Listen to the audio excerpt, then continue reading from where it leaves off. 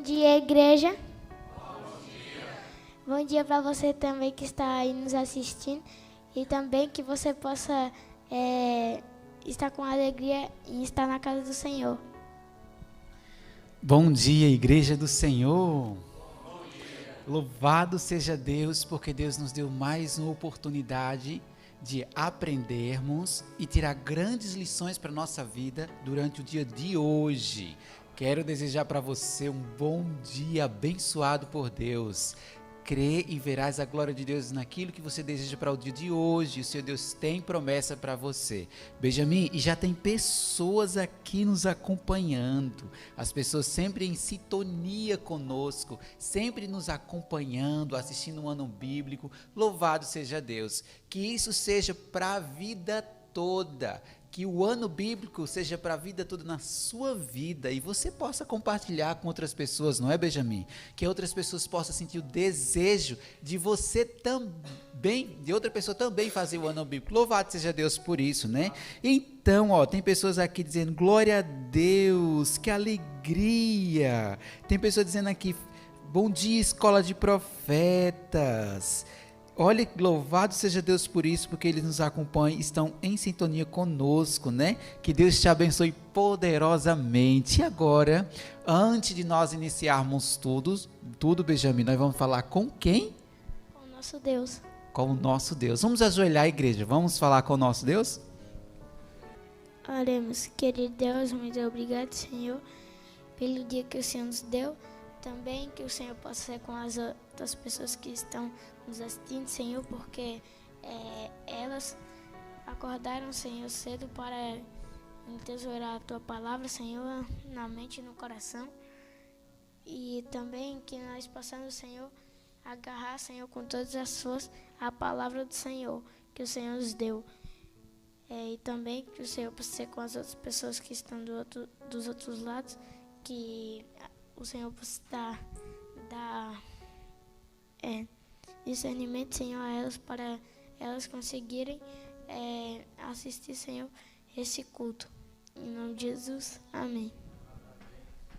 Querido, durante essa semana, nós estamos aí decorando um texto, né, bem desafiador, né? Mas é um texto poderoso, um texto muito bom de armazenar no nosso coração, né? E eu tenho certeza, né, que você aí já decorou aí uma boa parte, continue, você vai conseguir. Nunca diga que consegue. E você sempre diz que vai conseguir pela graça de Deus. Amém, queridos? Deixa eu dizer uma coisa, qual é o texto de hoje que nós estamos decorando que é tão grande, Benjamin? Mateus 7, do 6 ao 15. Eita, que texto! Vamos lá, queridos, decorar esse texto aí maravilhoso, que é um texto muito poderoso. Espero que você tenha decorado também na sua casa. Vamos lá? 1, 2, 3. Mateus 7, do 6 ao 15. Não deis aos cães as coisas santas, nem deiteis aos porcos as vossas pérolas. Não aconteça que as pisem com os pés e, voltando-se, os despedacem. Pedi e dá-se-vos-á. Buscai e encontrareis. Batei e abri-se-vos-á. Porque aquele que pede, recebe, e o que busca, encontra. E ao que bate, abrir-se-lhe-á. E qual dentre vós é o homem que, pedindo-lhe pão ao seu filho, lhe dará uma pedra? E, pedindo-lhe peixe, lhe dará uma serpente? Se vós, pois, sendo maus, sabeis das boas coisas aos vossos filhos, quanto mais vosso Pai, que está nos céus, dará bens aos que lhe pedirem. Portanto, tudo que vós quereis que os homens vos façam, fazei-lo também vós, porque esta é a lei e os profetas. Entrai pela porta estreita, porque larga é a porta e espaçoso o caminho que conduz à perdição, e muitos são os que entram por ela. E porque estreita é a porta, e apertado o caminho que leva à vida, e poucos há que a encontrem. Acautelai-vos, porém, dos falsos profetas, que vêm até vós vestidos como ovelhas, mas interiormente são lobos devoradores. Mateus 7, do 6 ao 15. Mateus 7, do 6 ao 15. Não deis aos cães as coisas santas, nem deiteis aos porcos as vossas pérolas. Não aconteça que as pise com os pés e, voltando, vos despedacem. Pedi e dá-se-vos-á. Buscai e encontrareis. Batei e abri-se-vos-á. Porque aquele que pede, recebe, e o que busca, encontra, e ao que bate, abri-se-vos-á. E qual dentre vós é o homem que, pedindo-lhe pão, seu filho, lhe dará uma pedra? E, pedindo-lhe peixe, lhe dará uma serpente? Se vós, pois, sendo maus, sabeis dar boas coisas aos nossos filhos, quanto mais o vosso Pai, que está nos céus, dará bens aos que lhe pedirem? Portanto, tudo que vós quereis que os homens vos façam, fazei-o também vós, porque esta é a lei e os profetas. Entrai pela porta estreita, porque larga é a porta e espaçoso o caminho que conduz à perdição, e muitos são os que entram por ela. E porque estreita é a porta e apertado o caminho que leva à vida, e poucos há que a encontrem. Acautelai-vos, porém, dos falsos profetas, que vêm até vós vestidos como ovelhas, mas interiormente são lobos devoradores. Mateus 7, do 6 ao 15. Mateus 7, do 6 ao 15. Não deis aos cães as coisas santas, nem deiteis aos porcos as vossas pérolas. Não aconteça que as pise com os pés e, voltando-se, vos despedacem. Pedi e dá-se-vos-á. Buscai e encontrareis. Batei e abri-se-vos-á. Porque aquele que pede, recebe, e o que busca, encontra, e ao que bate, abri-se-lhe-á. E qual dentre vós é o homem que, pedindo-lhe pão o seu filho, lhe dará uma pedra? E, pedindo-lhe peixe, lhe dará uma serpente? Se vós, pois, sendo maus, sabeis das boas coisas aos nossos filhos, quanto mais o vosso Pai, que está nos céus, dará bens aos que lhe pedirem. Portanto, tudo que vós quereis que os homens vos façam, fazei também vós. Porque esta é a lei e os profetas. Entrai pela porta estreita, porque larga é a porta e espaçoso o caminho que conduz à perdição, e muitos são os que entram por ela. E porque estreita é a porta e apertado o caminho que leva à vida, e poucos há que a encontrem.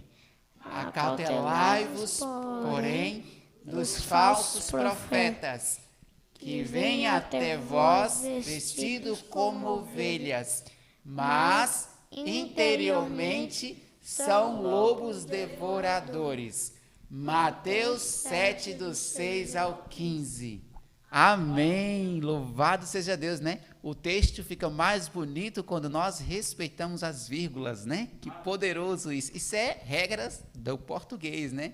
Que Deus te abençoe e que você agora fique com um ano bíblico, que ele encha seu coração. Bom dia!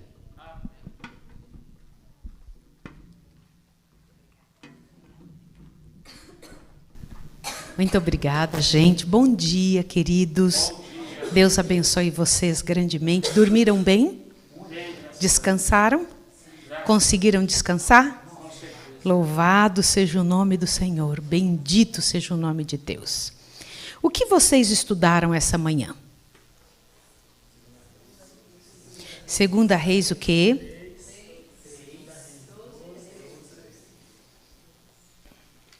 Vamos lá. Da Bíblia foi 2 Reis, capítulo 3 e 2 Reis 12.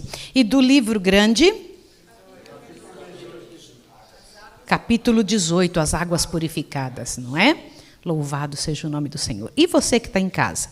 Você pegou o seu material de estudo e correu atrás dessa informação também? Pediu a Deus que Deus te abençoasse e fortalecesse você para dar certo o trabalho do Senhor? Na verdade, todos nós passamos por dificuldades nessa terra, 100%. Mas aqueles que fazem da palavra de Deus seu guia, que fazem estudo pela madrugada, por isso Deus pede a seus filhos que façam ano bíblico, estas pessoas, elas têm mais preparo para enfrentar o dia. Elas têm mais condição de ter discernimento de quando o mal está chegando. Elas conseguem entender qual é a vontade de Deus para elas no meio das dificuldades daquele dia. As dificuldades existirão, no entanto, elas enfrentam de uma outra maneira. E é isso que você precisa entender. Ao estudar a Bíblia, nós somos preparados para enfrentar problemas da maneira certa e nos tornamos uma bênção. Nós entramos no meio da dificuldade para a dificuldade se tornar melhor. É um dos assuntos de nosso estudo de hoje. Agora eu queria lembrar você sobre a situação de que o povo de Israel estava dividido em duas partes. E agora o Senhor Deus tem que nos contar dois lados da situação. Quem era o rei de um lugar, quem era o rei do outro lugar. Quem era o que comandava num espaço, quem comandava o outro. Porque, olha, eu vou te comentar uma coisa.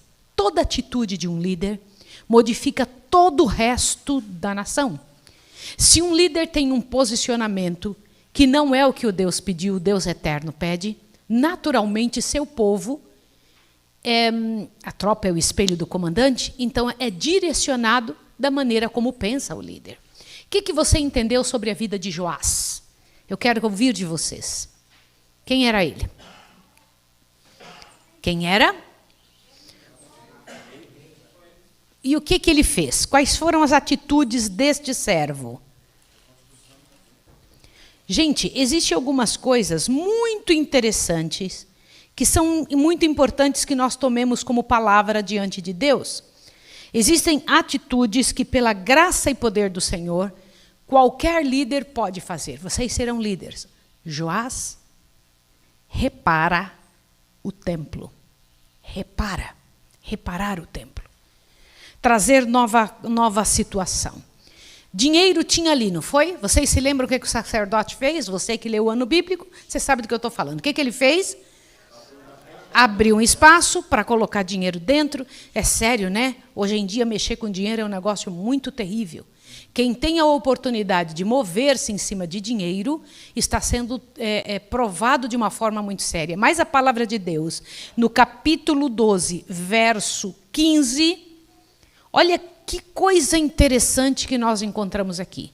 Deem uma olhada, este versinho diz: não pediam contas aos homens em cujas mãos entregavam aquele dinheiro, para o dar aos que faziam a obra, porque com fidelidade, com honestidade. Que coisa bonita se dizer de alguém, não é? Que coisa boa quando a gente consegue entregar um valor na mão de alguém e não preciso pedir conta, porque eu tenho certeza que essa pessoa é honesta. Gente, isso me enche o coração. Aliás, eu acho que uma das principais qualidades de uma pessoa é honestidade, né? Dessa honestidade vem todas as outras pontos, e eu creio que na nossa vida comum vem todos os outros pontos. Uma pessoa só trai quando ela não é honesta. A honestidade é uma base para atrair. Vocês sabiam disso? A pessoa só faz um trabalho mal feito se ela não é honesta. Ou só rouba um pouquinho do horário de Deus se ela não é honesta. A honestidade é um negócio muito interessante. E aqui no trabalho que nós vimos sendo feito no meio do povo do Senhor, foi esse posicionamento que o Senhor Deus disse que deveria conter na Bíblia. Ele instruiu para que contivesse essa situação na Bíblia. Deixa eu comentar uma outra coisa. Quando aparece o nome da mãe de alguém na história de uma pessoa, é porque essa pessoa foi boa demais ou ruim demais. O que vocês acham da mãe de Joás? Por que Deus tocou no nome dela aqui no meio desta informação? Porque era importante que o nome dela aparecesse. Por que ele achou interessante nos falar sobre isso? Que coisa interessante. Fez Joás o que era reto aos olhos do Senhor todos os dias em que o sacerdote Jeioada o dirigia. Que interessante, né? Ele era dirigido por quem? Por um sacerdote. Não é bonito ver um negócio desse? É bom ou não? É tão terrível quando alguém que está na liderança vive pensando que a lei não é para si, que está sobre a lei, que não está envolvido em alguma coisa. Isso é muito terrível. Precisamos pedir a Deus que Deus nos dê visão. Você vai estar numa igreja, trabalhando numa igreja. Daqui uns dias o Senhor Deus te dará a responsabilidade de levantar uma igreja. Como que você vai agir na frente dessa responsabilidade? Você está acima da lei que vai ensinar ao povo? Não, de jeito nenhum. Você tem que pensar sobre isso. Isso é uma parte importante do trabalho do Senhor. Reparar o templo também é isso. Reparar o templo é essa atitude. Reparar o templo também é tirar das mãos do povo os ídolos, botar abaixo os templos de Dagon, restaurar os espaços que não estavam, como aqui nós estamos restaurando o muro ali, né? Estamos restaurando as situações dentro da casa, mas é, acima de tudo, comportar-se de uma forma aonde o Senhor Deus possa olhar do céu e nos ver como exemplos. Sim ou não? Mas para que não seja escrito sobre nós algo terrível, né? Que triste a história que vemos sobre os outros reis. Eu queria que muita gente tivesse atitude, né? Como Joás, mas não foi essa a realidade. Deus não esconde de nós as atitudes ruins dos outros reis, ou dos que viveram na mesma época, ou daqueles que vieram antes ou depois. Deus não esquece. Deus, ele traz para nós essa informação. Por que você acha que Deus mostra a atitude destes reis na sua Bíblia? Dos reis que era de seu povo. Por que ele mostra? Conta para mim.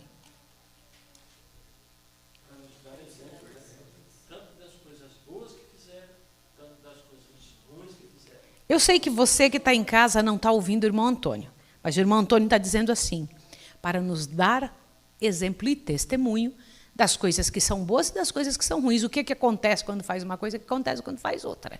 Isso é muito sério e é real. O Senhor Deus não brinca com o seu povo, ele dá clareza sobre a maneira como devemos viver. Isso é muito sério. Dê uma olhadinha só para a gente relembrar o que o Senhor Deus nos ensinou esses dias. Você viu isso aqui? Está lembrado? Você se lembra destas situações? Vamos lembrar de mais um detalhe. As escolas de profetas, né? Estabelecidas por quem? Samuel, né? E depois elas entraram em decadência e precisaram ser restabelecidas por Elias, não foi isso? E então se tornou um refúgio para a educação na justiça, a educação no comportamento, a educação na maneira de ver, para exaltar a lei de Deus. As escolas de profetas tinham uma função. Os jovens adquiriam conhecimento para engrandecer a lei de Deus e torná-la gloriosa, né? Foi uma instituição poderosa. E eu quero contar para vocês que esta ideia, esta imagem que vocês estão vendo aqui, eu não encontrei num site adventista. Foi um povo de fora estudando as escolas de profetas que trouxeram uma informação muito bem feita sobre estas escolas. E eu queria que você que está aí me ouvindo, que é adventista do 7º dia, você que ainda vai ouvir este culto, que por algum momento vai clicar nisso, você tem que entender que esta era uma parte importante no meio do povo de Deus. As escolas que preparavam pessoas que tornariam a lei de Deus gloriosa, que tornaria a lei de Deus, que engrandeceria a lei de Deus diante do povo. E olha que coisa interessante que colocaram aqui. As escolas de profetas estavam sob uma supervisão e, portanto, possuíam um líder espiritual que lhe dava orientação. Gente, é muito interessante isso. Você saber que Deus preparou uma escola para criar as crianças, os filhos dos profetas, para trabalhar com eles, para que eles pudessem engrandecer a lei de Deus. E foi nessa escola de profetas que o Senhor Deus deu um anúncio interessante. Qual anúncio interessante deu? Chamou estes meninos e explicou para eles que alguém iria ser levantado para o céu. Não foi isso? Será arrebatado, será levado, subirá ao céu. Não é interessante? Mas Deus nunca faz um trabalho sem deixar um sucessor. O Senhor Deus, quando precisou recolher Elias, ele preparou um sucessor cujo nome era Eliseu, não é? E este Eliseu trabalhava junto com Elias, não foi isso? Nós vimos esse detalhe, foi muito interessante nós observarmos, que é um aprendendo com o outro, um sendo ajudado pelo outro, né? Qual era a ajuda que Elias dava a Eliseu? Qual era? Não, qual era a ajuda que Elias dava a Eliseu? Treinava-o para a missão, para engrandecer a lei de Deus, para torná-la gloriosa, para ser uma bênção, um sal no meio do povo. Não era isso? E qual era a ajuda que Eliseu dava a Elias? Lavava-lhe os pés e as mãos, o servia. Um trabalho simples, não é interessante? Não é interessante isso? E então, que eu achei muito, muito importante relembrar vocês que a capa de Elias, ele passou e jogou sobre Eliseu. Eliseu correu e fez o quê? Ficou preocupado. Ai, meu Deus, agora eu tenho que trabalhar no meio do... Puxa vida, está me dando uma responsabilidade a mais, já estou tão bem no meio do meu gado, estou aqui fazendo meu trabalho junto à minha família. Foi isso que Eliseu fez? O que Eliseu fez? Ele fechou as portas do passado. Ele fechou todas as portas do passado para seguir Eliseu. Ele pegou, eu vou queimar esses bois aqui, vou dar para vocês toda a carne, vou queimar as juntas de boi. Vou tirar a minha parte que eu estava fazendo e eu vou seguir o meu chamado. Isso é muito importante. Irmãos, eu não posso trabalhar com quem não fechou as portas do passado. Quem tem uma carta na manga não pode trabalhar nesse ministério. Por que não? Porque naturalmente o diabo vai atormentar. Você tem para onde voltar. Você tem o que fazer, você pode voltar. Que interessante, Eliseu jogava água nos pés, nas mãos do profeta, né? Lá estava ele. Mas como é que foi isso? Ele foi chamado de o homem de Deus, não foi? Foi chamado de... Olha que coisa bonita, alguém ser chamado de... Homem de Deus, homem de Deus. Já pensou se os seus vizinhos, se as pessoas da sua família pudessem dizer assim, esta pessoa, este meu irmão, esta minha vizinha, este meu vizinho, este aluno que eu tenho na sala de aula, é um homem de Deus. Não é interessante isso? Já pensou se a gente pudesse falar isso? E que momento deve ter sido esse, né? Que momento deve ter sido este em que Eliseu viu, enxergou Elias subindo ao céu no redemoinho, né? Eu fico imaginando como deve ter sido isso tudo, né? Que momento, mas eu também fico imaginando como foi para Elias olhar isso de cima, né? Enxergar. Quando você está subindo de avião, você olha e está tudo muito pequeno, vai sumindo, vai desaparecendo. Como deve ter sido para ele, que estava subindo, enxergar de lá para baixo? Como pode ter sido também? Eu fiquei pensando sobre isso, imaginando, e fiquei imaginando como deve ter sido ele olhar e enxergar isso tudo. E pega a capa e fala, eu preciso dar alguma coisa. Sabe quando você... eu vou te dar o manto aquele que eu pus sobre você, né? Eu não coloquei o manto sobre você alguns dias atrás, Eliseu, agora eu vou te entregar este manto. Não é isso? Não é interessante? Olha lá, jogou o manto sobre ele. Quando eu olho isso, eu fico pensando que momentos nós vamos ter para conversar com Elias. E eu não sei se Elias está agora ouvindo este sermãozinho que fala sobre ele. Este momento em que estamos estudando sobre ele. E eu imagino que ele vai ter muito para contar para nós quando nós chegarmos ao céu. Ele vai nos chamar e nós vamos sentar ao pé de Elias e vamos perguntar. E como no céu nós temos uma outra maneira de mostrar as coisas, vai ser mostrado como um telão. Eu imagino que quando formos contar alguma coisa, a gente vai mostrar aquela situação de como foi, né? Aquela imagem, aquela ideia vai passar para nós de forma clara, né? Que momento glorioso deve ter sido esse, em que Elias foi levado ao céu. Mas hoje o nosso estudo do capítulo 18 começa para nós nos lembrarmos de uma situação. Vocês se lembram quando houve uma situação ruim entre entre Ló e Abraão? Vocês se lembram? O que aconteceu? Houve uma discussão entre os pastores de Abraão e os pastores de Ló. E Abraão mostrou para Ló onde você quer ir, que lado você quer ir, aonde você quer estabelecer. A gente precisa sair junto, nós nos amamos, somos família, mas você tem que ir para um lado e eu para o outro. Aí ele, ok. E ele escolheu que parte, gente, que Ló escolheu? Qual foi a parte? A parte super regada, a parte mais bonita, mas infelizmente aquela parte de campinas verdes e maravilhosas, deem uma olhada nessa imagem, era a próxima de Sodoma e de Gomorra. Não era isso? Vocês sabem o que acontecia neste lugar? Diz que pareciam os jardins do Éden. Diz que esse lugar parecia o jardim do Éden, um lugar lindo, maravilhoso. Gente, eu quero que gravem na cabeça de vocês que este lugar era como o jardim do Éden. Gravou isso aí na sua cabeça? Agora imagine a situação. Imagina o Ló olhando. Diz que no início ele não morou dentro da cidade. No início ele morou perto. Ele morou ali, daqui a pouco ele entrou dentro da cidade, daqui a pouco ele estava lá, envolvido no meio do povo, mas não foi sal naquele lugar. Ele não foi sal. O que aconteceu neste lugar? Olha lá, o mesmo riozinho que a gente acabou de ver. O que aconteceu nesse lugar? O local queimou-se, diz que aquele local com chama, enxofre, né? Tremenda quantidade de enxofre caiu, destruiu todo aquele espaço. E aquele espaço se transformou no quê? Se transformou no quê? Deserto da Judéia. Hoje o deserto da Judéia é onde um dia foi este local. Não é interessante isso? Quem diz isso? Pega aí o teu livrão, vai lá. Vamos lá?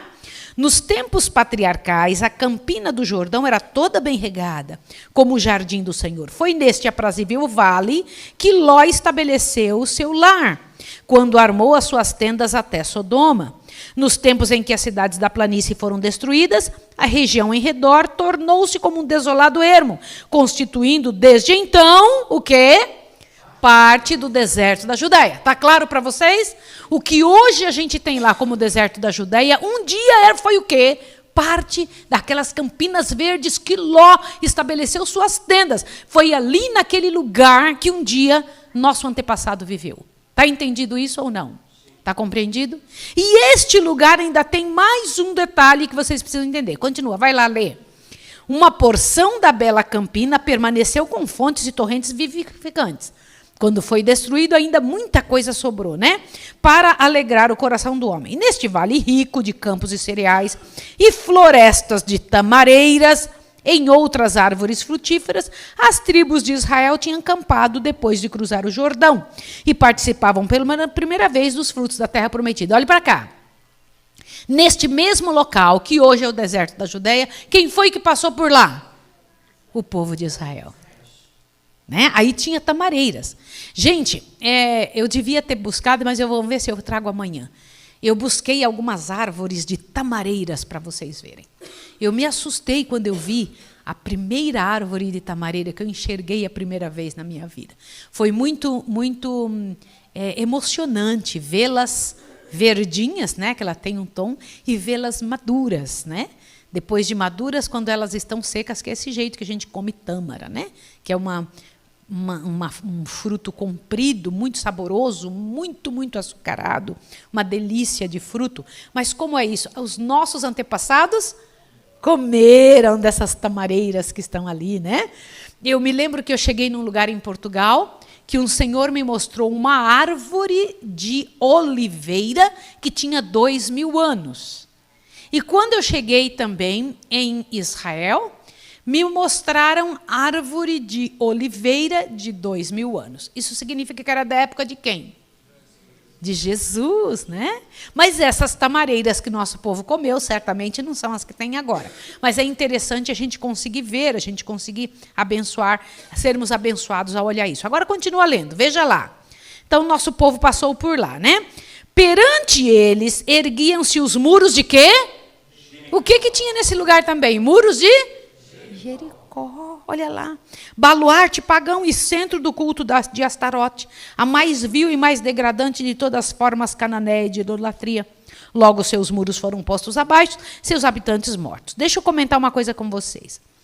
Não muito distante deste vale aí, ó, de Jericó, no meio de bosques frutíferos, estava uma das escolas de profetas. Não era isso, gente?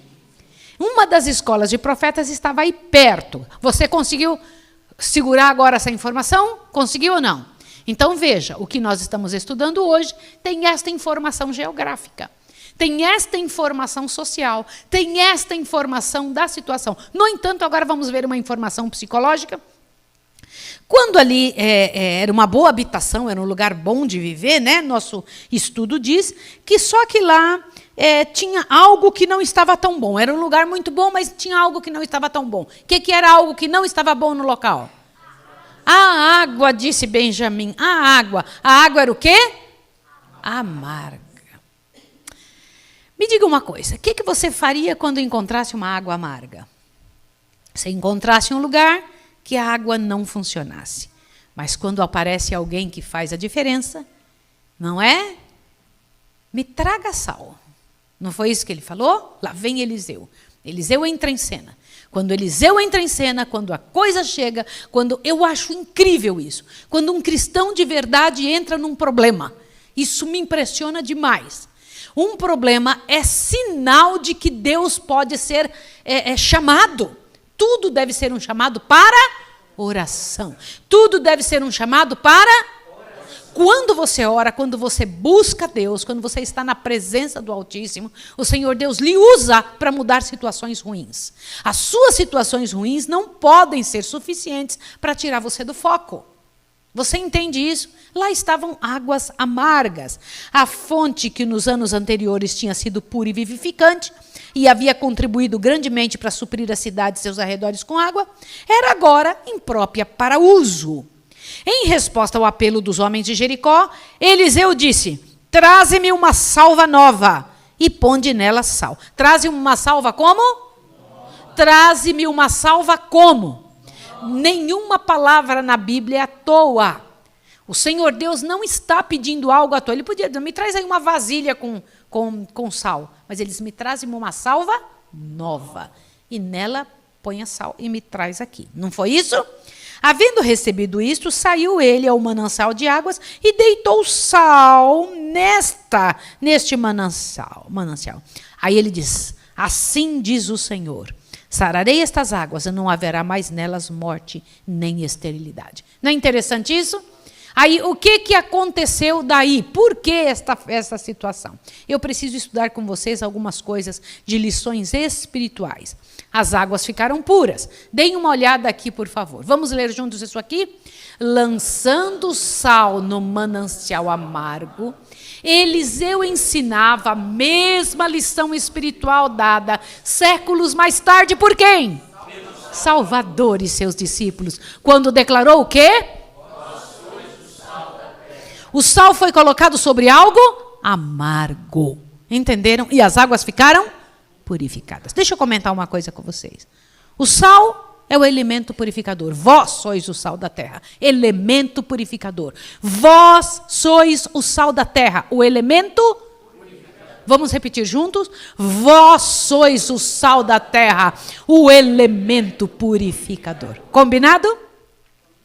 Agora vejam esta outra parte aqui. Vai lá. O sal misturando-se com a fonte poluída purificou suas águas. Eu preciso comentar uma coisa com você. Olhe para cá. Não continue lendo, porque essa é uma parte do livro. Mas não continue lendo. Eu preciso falar uma coisa para você.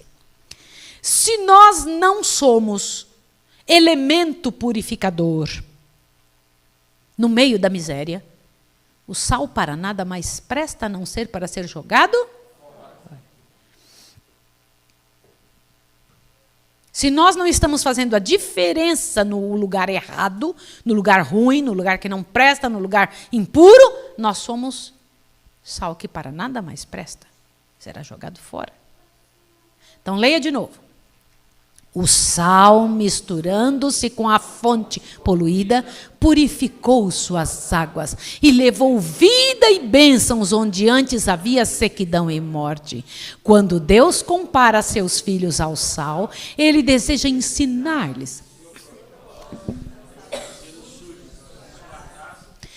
que possam tornar-se instrumentos da salvação de outros. O objetivo de Deus em escolher um povo perante todo mundo não foi apenas para que pudesse adotá-lo como seus filhos e filhas, mas para que através deles o mundo pudesse receber a graça que resulta.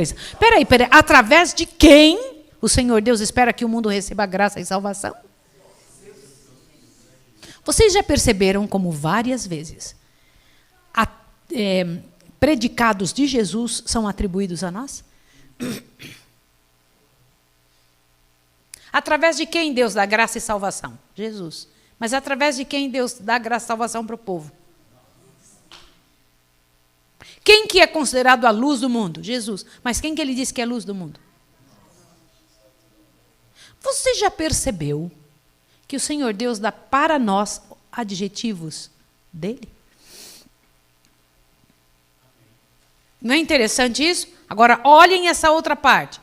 Quando o Senhor escolheu Abraão, não foi somente para que ele fosse um especial amigo de Deus, mas um conduto dos privilégios peculiares que o Senhor deseja outorgar. Como é que é? Deus não escolheu Elias porque eu preciso de um amigo aqui, vem cá meu companheiro, não, mas para que a bênção que ele, ser tu uma bênção, para que ao Abraão ser uma bênção, quem que seria abençoado? Quando Deus te dá alguma coisa é em função de quem?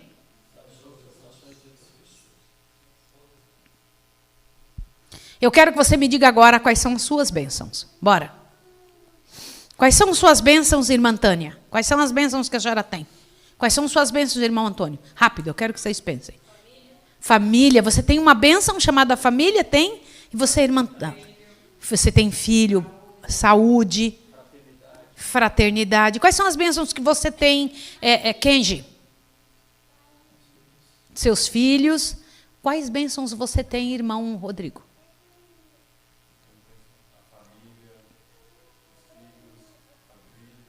Família, os filhos, a vida, ele está dizendo a palavra de Deus. Deus disse que tudo isso é para abençoar os outros. Quando a gente tem alguma coisa que serve só para nós, ou que atrapalha o reino de Deus, a gente tem que começar a tirar essa coisa. Não pode. Que coisa séria. Quais são as bênçãos que você tem? Quais eram as bênçãos que Abraão tinha? Quais eram as bênçãos que Abraão tinha, queridos? Parem para pensar, olha isso aqui. A corrente poluída, diz o nosso estudo de hoje, representa a alma. Quem é o sal? Quem é a corrente poluída? A alma que está separada de Deus. Aonde foi colocado o sal? Na corrente poluída. Sim.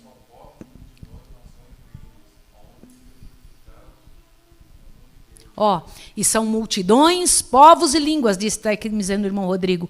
Nós temos que purificar o mundo todo. Irmãos, nós estamos planejando, vocês que estão me ouvindo, queridos irmãos que estão aqui, nós estamos planejando, em nome de Jesus, um outro jejum para quarta-feira que vem. E nós vamos implorar a Deus. Eu quero que Deus nos ajude a sermos sal da terra mesmo. Nós precisamos ser isso, precisamos fazer essa diferença. Vós sois o sal da terra, diz o Senhor.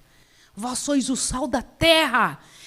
É nós que podemos fazer uma diferença tremenda aqui ao redor da escola. Podemos fazer uma diferença tremenda em Caruaru. Mas é preciso o quê? O que precisa acontecer para que lá onde você mora faça a diferença? Vai lá. O coração que recebe a palavra de Deus não é como um poço que se evapora, nem como uma cisterna rota que não retém suas águas.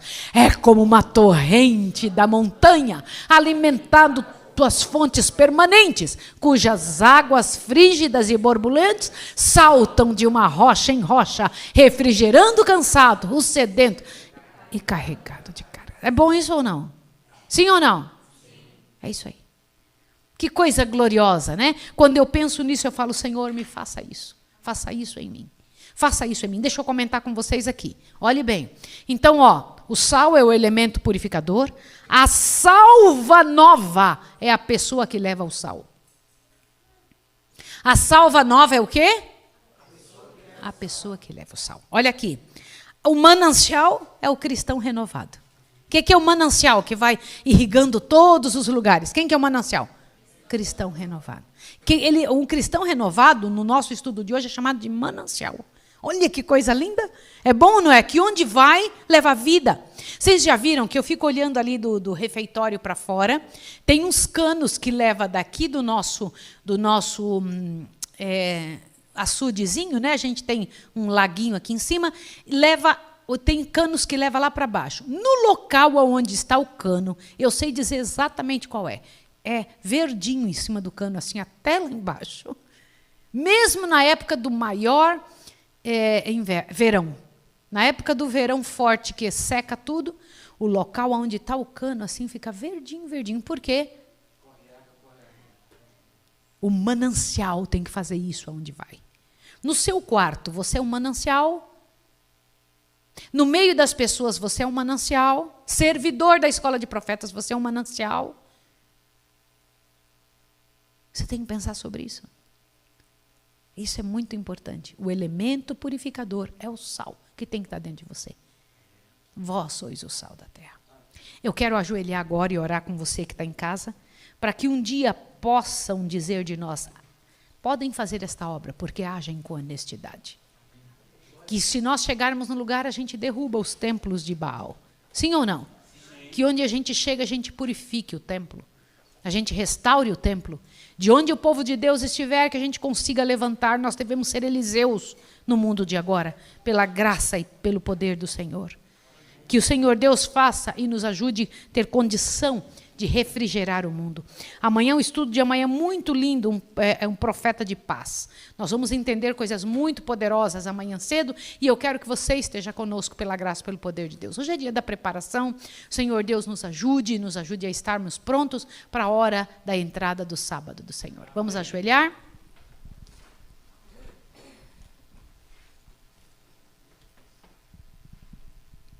Santo Deus e amado Pai, glorioso Senhor, eu rogo a Ti que pela graça e poder de Jesus o Senhor se levante em nosso favor e nos ensine, nos ajude a sermos sal de verdade, Senhor. Que a Tua mão na nossa cabeça e no nosso coração possa fazer diante de toda a terra a diferença, Pai de amor, que o Senhor esperava que fizéssemos ao nos tirar do meio do nosso povo e nos trazer para sermos peregrinos nessa terra. O que o Senhor fez com Abraão, o Senhor fez conosco, Senhor. O Senhor nos tirou da nossa parentela e está nos levando para onde o Senhor tem pensado. Depois, Senhor, nós estamos vendo a Campina.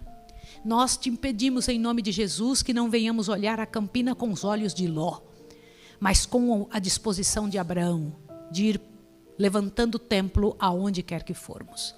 Mas, Senhor, se o templo não se purificar, não haverá, Pai de amor, gente para estar ali adorando do jeito certo, e o Senhor mesmo não estará lá. Então, Pai de amor, nos ajude a sermos restauradores de templos. Que o primeiro templo a ser restaurado seja o nosso coração. Eu rogo a Ti que nós sejamos o sal da terra. Que o elemento purificador esteja em nós, Pai Santo. E que ao nos encontrarmos com as pessoas do mundo, elas se tornem mananciais. Em Tuas mãos eu agradeço, Senhor, e coloco todo este povo, as responsabilidades desse dia, os nossos irmãos que estão em casa, na graça e na misericórdia de Jesus, nosso Redentor. Amém, Senhor. Que Deus abençoe você, te dê um bom dia e que você seja um manancial restaurado de Deus.